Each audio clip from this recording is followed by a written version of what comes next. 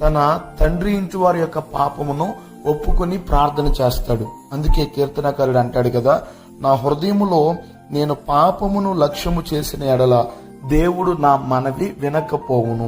ఎప్పుడైతే మన హృదయంలో పాపమును పెట్టుకుని ప్రార్థన చేస్తామో ఆ ప్రార్థనకు జవాబును సమాధానమును పొందుకోలేం. అందుకే దేవుడు నీ ప్రార్థన వినాలంటే ఖచ్చితంగా మొట్టమొదటిగా నీవు నీ పాపమును, నీ కుటుంబం యొక్క పాపమును, నీ పితరుల పాపమును ఒప్పుకొని ప్రార్థన చేసినట్లయితే ఖచ్చితంగా నీ ప్రార్థనకు జవాబును నువ్వు పొందుకోగలుగుతావు.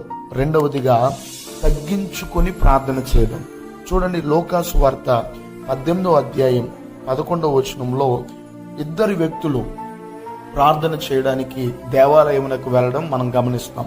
వారిలో ఒకడు పరిసయుడు, మరొకరు సుంకరి. ఆ ఇద్దరిలో కూడా ఒక వ్యక్తి పరిసయుడేమో